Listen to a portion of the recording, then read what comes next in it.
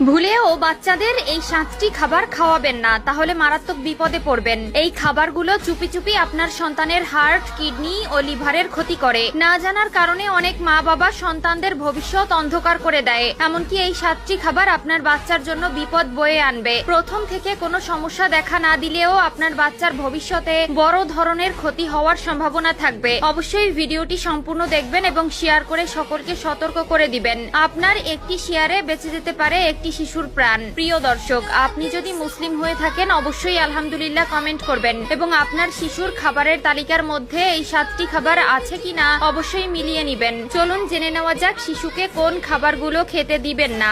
1. মধু। এই প্রাকৃতিক মিষ্টি প্রাপ্তবয়স্কদের জন্য স্বাস্থ্যকর বলে মনে করা হয়, তবে এতে ক্লোস্ট্রিডিয়াম বোটুলিনাম ব্যাকটেরিয়ার স্পোর থাকতে পারে, যা 1 বছরের কম বয়সী শিশুদের মধ্যে বোটুলিজম অর্থাৎ খাদ্যে বিষক্রিয়া সৃষ্টি করতে পারে। শিশুর পাচনতন্ত্র এই স্পোর পরিচালনা করার জন্য যথেষ্ট পরিপক্ক থাকে না। 2. অতিরিক্ত চিনি। অতিরিক্ত চিনি গ্রহণের ফলে দাঁতের ক্ষয়, ওজন বৃদ্ধি এবং পরবর্তী জীবনে দীর্ঘস্থায়ী রোগ হওয়ার ঝুঁকি বেড়ে যেতে পারে।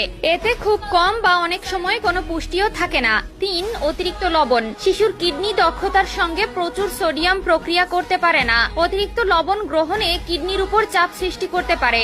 শিশুর খাবারে অতিরিক্ত লবণ যোগ করা এড়িয়ে চলুন এবং প্রক্রিয়াজাত খাবারে সোডিয়ামের পরিমাণ সম্পর্কে সচেতন থাকুন। 4. পাস্তুরিত নয় এমন দুগ্ধজাত পণ্য এবং জুস। এগুলোতে ইকোলাই, সালমোনেলা ও লিস্টেরিয়ার মতো ক্ষতিকারক ব্যাকটেরিয়া থাকতে পারে।